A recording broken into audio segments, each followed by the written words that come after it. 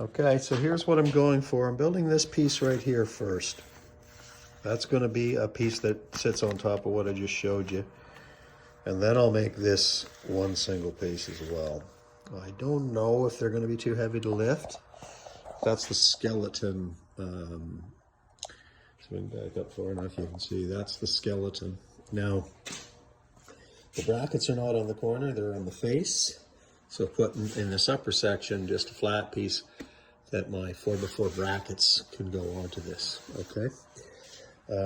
I'm gonna skin with aspenite, and then I'll apply just a little corner board, like a 2x2, to stiffen up the corner, just for, I don't want to make it too heavy. Right now it's fairly light, and I think I can lift this into place once the brackets are on and all that. So it might be a bit of a grunt, but I'm pretty sure I can do it. Now the height right now of that is 78. I don't know if I've got a picture of the, so there it is right there. So you see that ridge at the top is about where that bracket is in this drawing. And so that's what I did. I went up and measured. It was approximately 80 inches. So by the time I add the trimmer board here, which is fairly thick, this is a fairly thick, wide trimmer board. It'll be 80 inches tall and at the height of the ridge.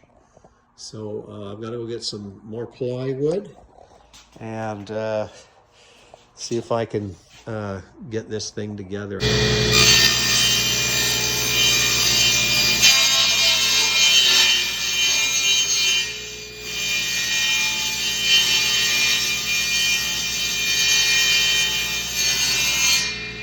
Don't do that at home, kid.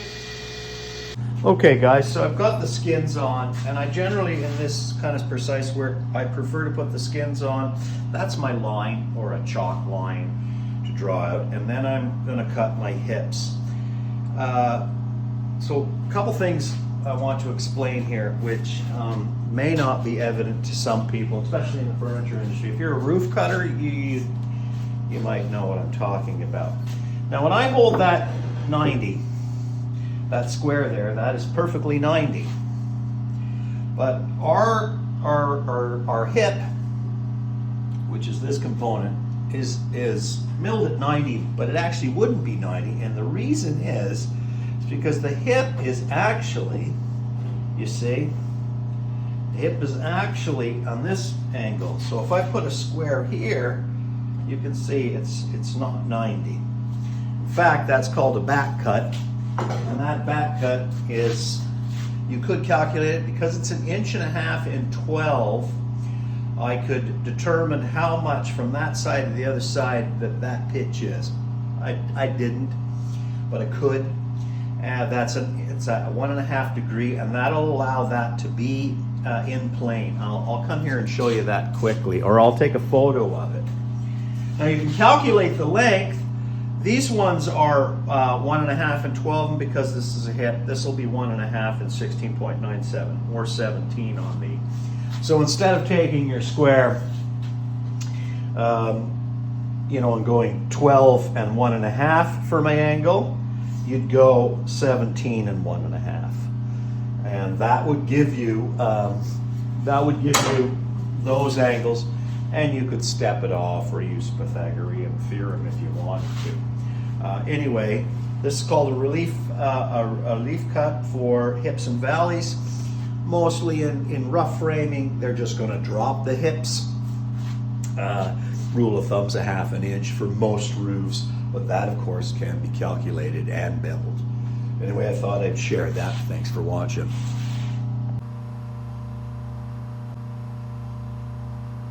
Okay, so a little trick here. I don't know if most saws are like this, but this is a pretty standard saw, general 350 10-inch. This is my ripping capacity. So I've got to take 1.5 degree off of one side from nothing to 1.5 degree. So I'll just leave the fence in the same position. I'm going to tip it 1.5 degree. The other thing I wanted to note is that I'm doing this all on one side. If you were doing real work, you would have to take 3/4 of a degree off of each side if it was you know, a deep rafter. Okay, so that's just a cheating little way. Anyway, so I just tipped now to 1.5 inches, and that saw will be just set up. I've got the PK set up for my compound miter. Blades tilted for the rafter pitch, and so let's see how it works. All I got's a little sketch, and it's not to scale or anything, and so just trying to see if I like the details I've got, so you can sort of see that's pretty much the same. So let's come look at the details. We've got little brackets. This is going to be 2 inches. Looks to be about 10-inch overhang so far, so those will be 2x12s. Then there'll be a little crown molding. Comes around the corners on each one of these brackets, and then this is all cedar shingle with a woven corner. And so that's just that component, and then I'll have to build this component separately that'll sit on top of that.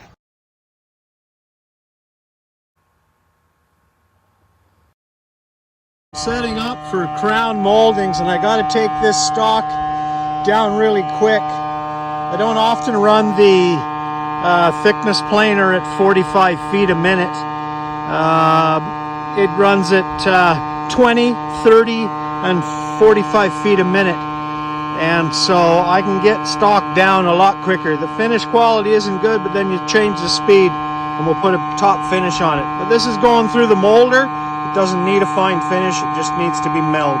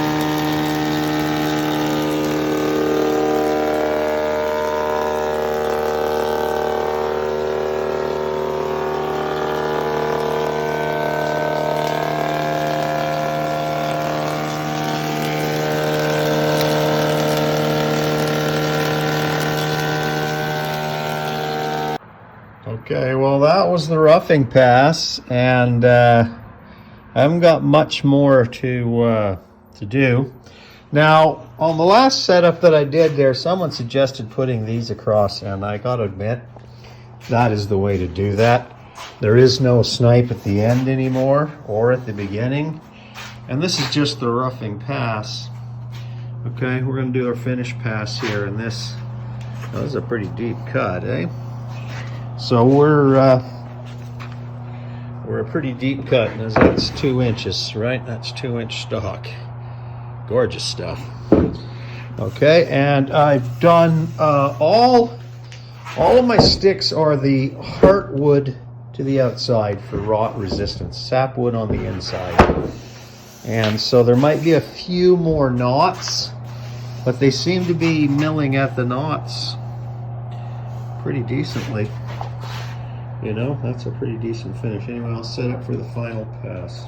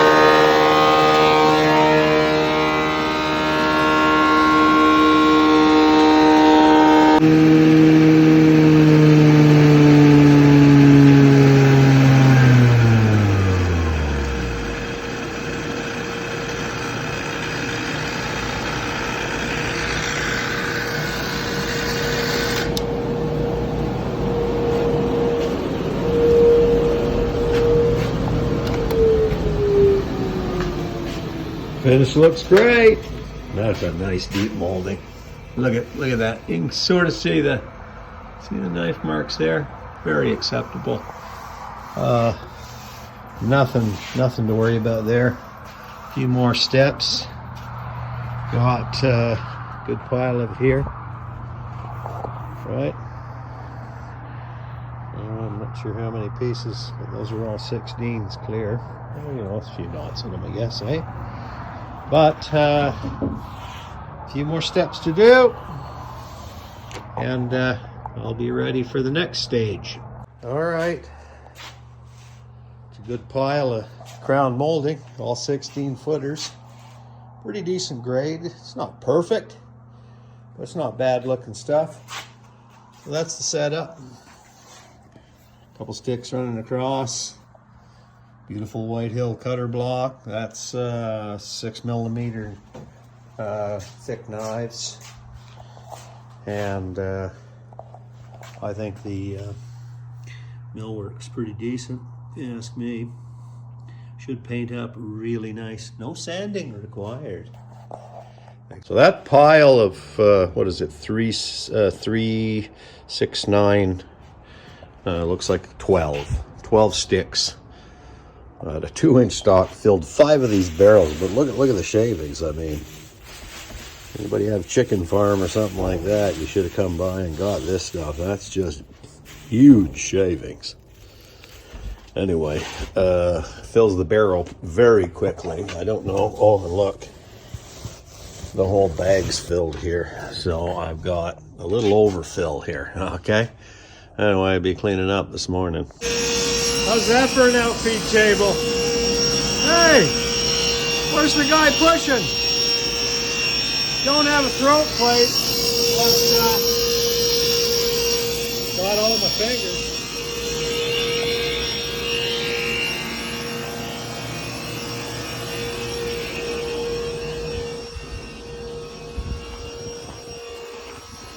Almost done. Okay, so I'm changing the cutter heads, and I thought I'd show some people a little detail that I always look at.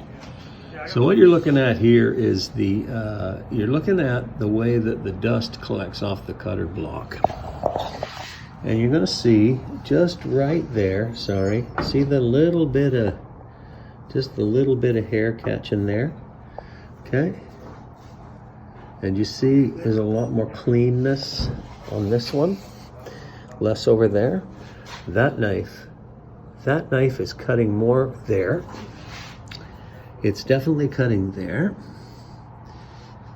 This one's not cutting down there.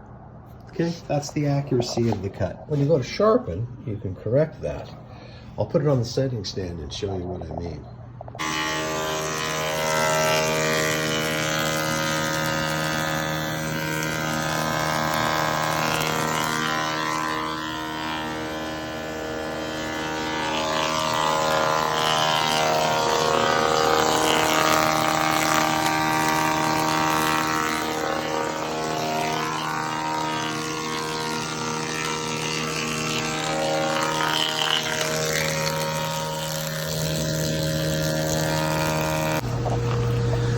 Okay, nice little bundle, should do the building.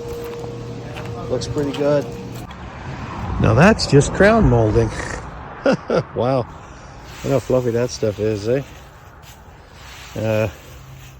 Anyway, one thing I can tell you about making moldings is you need a lot of ways to handle your dust collection. Anyway, anybody got some hamsters they need some bedding?